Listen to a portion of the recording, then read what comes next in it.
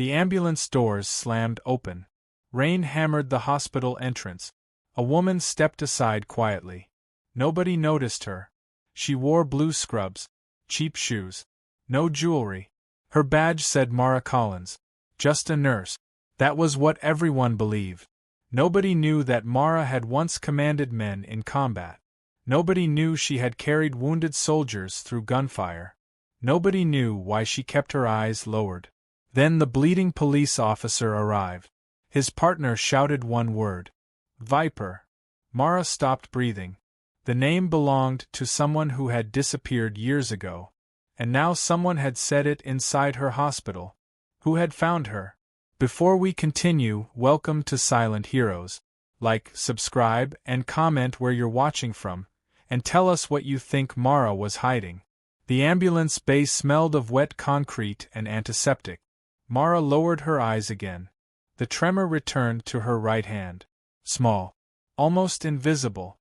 She hated that tremor. For 6 years, she had lived under the name Mara Collins. She had chosen a quiet hospital, an ordinary apartment, and work that required no questions. She cut her dark hair short, avoided attention, and never corrected anyone who underestimated her. She had learned the fastest way to survive was to become forgettable. Nobody knew that her old photographs had been destroyed. Nobody knew that her military records were sealed. Nobody knew that the scar beneath her left shoulder blade came from a night nobody had survived except her. She had buried that woman. Or tried to. Move, Collins. Captain Derek Shaw stood at the trauma doors. He was the hospital's security commander and the man everyone feared. Shaw had a habit. He embarrassed people in public.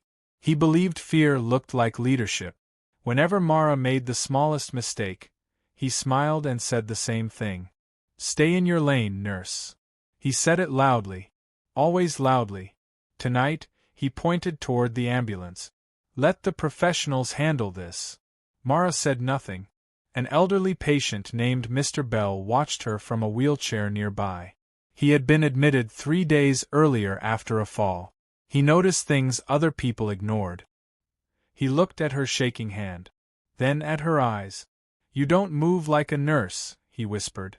Mara glanced at him. What do you mean? You move like someone waiting for trouble. She almost smiled. Get some rest, Mr. Bell. He shook his head. Trouble already knows your name. Mara looked away. Then the trauma doors exploded inward. Trauma coming through. 2 paramedics rushed inside. A police officer lay strapped to the stretcher. Blood covered his uniform. His face was gray. His left chest barely moved. Gunshot wound, someone shouted. Pressure dropping. 80/50. Shaw pushed forward. I have this. He grabbed the chart. Possible abdominal bleed. Get him straight to CT. Mara stared at the officer. Something was wrong. Not the abdomen. The chest. His neck veins were rising. His blood pressure was falling. His breath sounds were unequal. She watched the monitor. Heart rate, 138. Oxygen saturation, 84%. Blood pressure, 78/46. Mara's eyes hardened. Tension pneumothorax. Air was building inside the chest. The pressure was crushing the lung and beginning to impair blood returning to the heart. Waiting for imaging could kill him. Needle decompression, she said. Shaw looked at her. What? His chest. Shaw laughed once. Stay in your lane. The officer suddenly gasped. His monitor screamed. Heart rate, 151. Mara stepped closer. Then she heard it. A weak voice. Viper. The room went silent. The word hit the room like a detonation. Mara froze. The wounded officer's eyes opened. He stared directly at her. You. His voice failed. Shaw turned toward her. What did he call you? Mara said nothing. Shaw stepped closer. I asked you a question. Still nothing. The officer's blood pressure dropped again. 68/39. Mara looked at the monitor. Then at the officer. The tremor disappeared. Completely. Her shoulders straightened. Her lowered gaze lifted. The woman standing beside the bed was no longer hiding. Chest needle, she ordered. Shaw blinked. You are not authorized. Move. One word. Flat. Cold. Mara grabbed the emergency kit. She located the correct intercostal space, checked the landmarks, and prepared the site. Tension pneumothorax is a clinical emergency, the narrator explained through the scene. When trapped air creates rising pressure inside the chest, the lung can collapse and circulation can fail. In a crashing patient, treatment cannot always wait for an X-ray or CT scan. Mara inserted the decompression needle. A sharp hiss escaped. The officer's chest rose. The oxygen saturation climbed. 86%, 91%, 94%. His blood pressure followed. 82/50. Then 96/61. The room remained silent. Mara removed the needle and looked at the team. Prepare a chest tube. Nobody moved. Then everyone moved at once. Shaw stood behind them. His face had gone pale. You just disobeyed a direct order. Mara looked at him. He was dying. I gave the order. And you were wrong. Several nurses stopped. Someone dropped a metal instrument. Clang. Shaw's face tightened. You think you know better than me? Mara's voice stayed calm. I knew what I saw. The officer suddenly grabbed her wrist. His fingers barely had strength. Viper. Mara looked down. A faded tattoo showed beneath his torn sleeve. 3 black marks. A unit symbol. Her old unit symbol. Her heart sank. She had not seen that mark in 6 years. The officer whispered again. They found you. Mara's expression changed. Only slightly. But Mr. Bell saw it. Shaw did not. Who found her? Shaw demanded. The officer's eyes closed. Mara checked his pulse. Get him to surgery. Shaw blocked her path. No. Mara stopped. You're suspended. The nurses stared. What? One whispered. Shaw raised his voice. She performed an unauthorized procedure and interfered with command. Mara looked at the wounded officer. Then at Shaw. You can suspend me later. You are suspended now. Mara stepped around him. Shaw grabbed her arm. She looked down at his hand. Then slowly looked back into his eyes. Let go. He did. Not because he wanted to.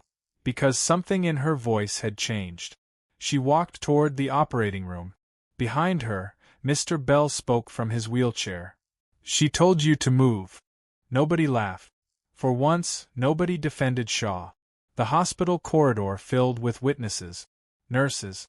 Paramedics. Doctors. Patients. Everyone had heard him order her removal. Everyone had watched her save the officer. Shaw looked around. His authority was slipping. But he still believed he could control the situation. He pulled a phone from his pocket. Call the police command office, he said. Mara stopped. The wounded officer's words echoed in her mind. They found you. Then another sound came from outside. Engines. Multiple vehicles. Heavy tires stopped near the emergency entrance. Mara turned toward the glass doors. 3 black SUVs rolled into the ambulance bay. A uniformed naval officer stepped out. Then another. Then a man Mara had not seen in 6 years. Her former commanding officer. He entered the hospital carrying a sealed folder. His eyes found Mara immediately. He did not look surprised. He simply nodded. Commander. The hallway went completely still. Shaw stared at Mara. No. The officer opened the folder. Mara closed her eyes. Her secret was no longer hers. And this time there would be witnesses. The word hung in the hallway. Commander. Nobody moved. Mara stood beneath the fluorescent lights. Her former commander walked toward her. Captain Elias Grant had aged since she last saw him. Gray touched his temples now, and a thin scar crossed his jaw, but his posture remained rigid. He carried the sealed folder against his chest like evidence in a trial. Shaw stared at him. Then at Mara. Then back at the folder. This woman is suspended, Shaw said. She has no authority here. Grant looked at him. She has more authority than you understand. Shaw swallowed. Grant opened the folder. Mara Collins is not her legal name. A nurse covered her mouth. Mr. Bell leaned forward. Grant continued. Her real name is Commander Mara Vale. Silence. She served as a Navy SEAL officer for 11 years. She led emergency extraction teams, trained combat medics, and received the Silver Star for actions during an overseas rescue operation. Mara looked down. Grant kept reading. 2 bronze stars. Navy Commendation Medal. Combat Action Ribbon. Multiple classified commendations. Someone whispered, a SEAL commander? Shaw stepped backward. That doesn't prove anything. Grant looked at him. It proves she was never just a nurse. Shaw's face hardened. You cannot walk into my hospital and invent a rank. Grant placed the folder on the reception desk. You can verify every document. Shaw's phone slipped slightly in his hand. Then the wounded officer groaned from inside the trauma room. Mara turned instantly. His pressure. A nurse checked the monitor. 76/40. Mara moved. Get blood ready. 2 large bore IVs. Repeat ultrasound. Shaw tried to stop her. You are suspended. Mara did not even look at him. No. The word was quiet. I am just done hiding. She entered the trauma room. That was when Shaw made his mistake. He followed her. Stop this immediately, he ordered. Mara turned. You forged my suspension report. Shaw's face changed. Only for a second, but Grant saw it. What did you say? Grant asked. Mara pointed toward the officer's uniform. His wound wasn't random. She looked at the tattoo. The 3 marks belonged to a classified recovery team. Grant's expression tightened. Mara continued. He wasn't sent here by chance. Shaw said nothing. The room became colder. Then Mara noticed something else. The officer's evidence bag was missing. His phone was gone. His service weapon was gone. Someone had taken them. Lock the hospital down, Mara said. Shaw laughed nervously. You don't give orders here. Grant pulled out his phone. I do. He made 1 call. Seal the exits. The hospital doors locked. 3 seconds later, the lights flickered. Then everything went dark. Emergency lighting came on. Red. Low. The wounded officer's monitor continued beeping. Mara's eyes moved toward the hallway. Someone cut the power. A crash sounded upstairs. Then another. People screamed. Shaw reached for his radio. Static answered. Mara looked at Grant. It's a diversion. For what? The patient. She was already moving. They reached the trauma room. The officer was gone. His bed was empty. The 4-line hung from the rail. Blood dripped onto the floor. Mara crouched. She touched it. Fresh. He's alive. Grant nodded. Where? Mara studied the blood trail. Service corridor. They ran. Shaw followed. His breathing became heavy. He was no longer pretending to be in control. The service corridor was narrow and dark. A metal door slammed ahead. Mara reached it. Locked. She stepped back.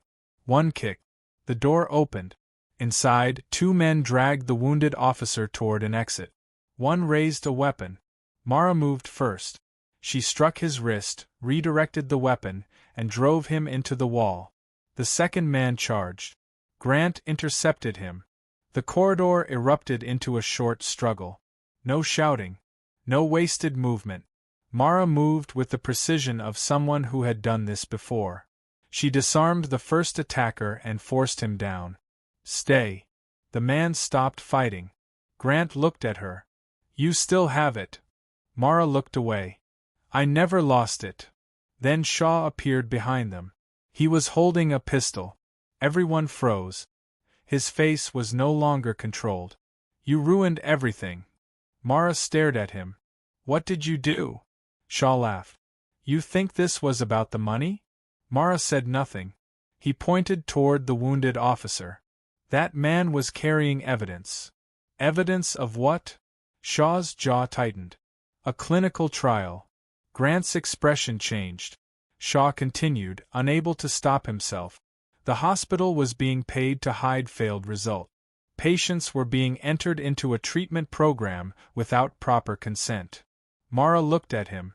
And you signed the documents? Shaw nodded slowly. You don't understand what was at stake. Money. His silence answered. Millions, he finally admitted. The hallway went still. Mara's eyes hardened. You let people get hurt. Shaw raised the weapon. You should have stayed invisible. He fired. Grant pulled the wounded officer down. The bullet struck the wall. Mara moved toward Shaw. He fired again. Empty. Click. Mara closed the distance. She knocked the weapon away. Shaw stumbled. He reached for her throat. Mara stopped him with one controlled movement and pinned him against the wall. It's over. He struggled. You don't know what they did to you. Mara froze. Shaw smiled. We found the old operation. Her breathing changed. Grant stepped closer. Shaw. But Shaw continued. We found the names of your team. Mara's face went still. Stop. Your friend Daniel wasn't killed by enemy fire. Mara stared at him. Shaw's voice became cruel. He was abandoned. The words struck deeper than the weapon. 6 years earlier, Daniel Reyes had died during a failed extraction. Mara had carried his body out herself. She had spent years believing she had made the wrong decision that night. Shaw knew that. He had found the classified report. And he had used it as a weapon. Mara's hands tightened. Then the wounded officer spoke from the floor. Viper. Mara looked at him. He held out a small device. Daniel left this. Mara stared. A recorded message played. Static. Then a familiar voice. If you hear this, Mara, don't blame yourself. Her eyes filled. The corridor disappeared for 1 second. Daniel's voice continued. You made the right call. Mara closed her eyes. 1 breath. Then another. She opened them. The tremor was gone. Thank you. She turned back to the patient. Pressure. The nurse checked. 72/38. Heart rate. 146. Oxygen. 89. Mara dropped beside him. 2 units now. The nurse moved. Pressure 70. Keep him warm. Heart rate 150. Prepare surgery. Grant watched her.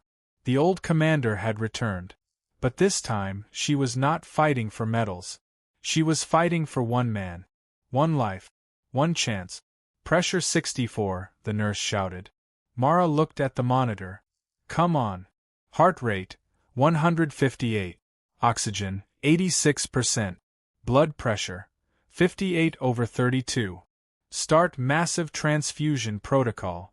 Yes. Get the surgeon. Yes. Do not let him arrest. The monitor changed. A long alarm sounded. Pulse lost.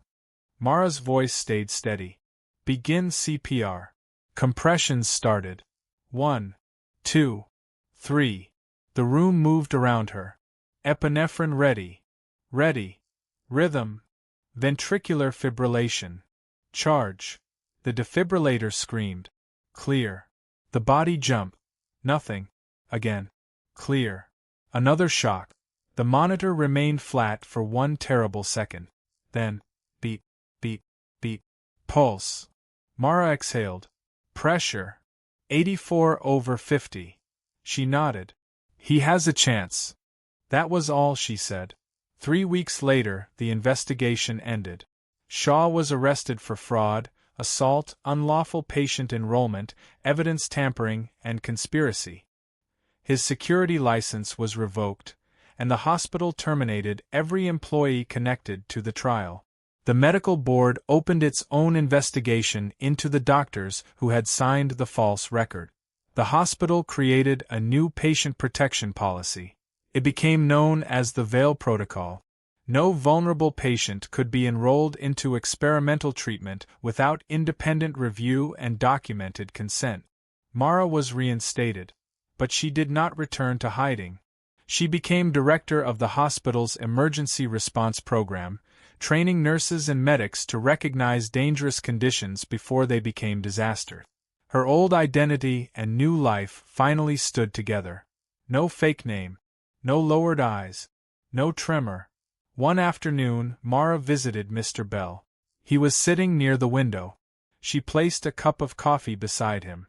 He looked at her uniform, then smiled. "You still look like Trouble." Mara smiled back. "Trouble already knew my name." Mr. Bell laughed. For the first time in years, Mara laughed too. The past had not disappeared. It never would. But she no longer needed to run from it. A person can hide their name. They can hide their scars. They can even hide their strength. But doing good eventually forces the truth into the light. Mara had spent years believing survival meant becoming invisible. She finally learned that healing meant choosing when to be seen. If this story moved you, like the video and subscribe to Silent Heroes. Comment below, would you have exposed Shaw, or stayed silent to protect your secret? And remember, the next story is already waiting. The end.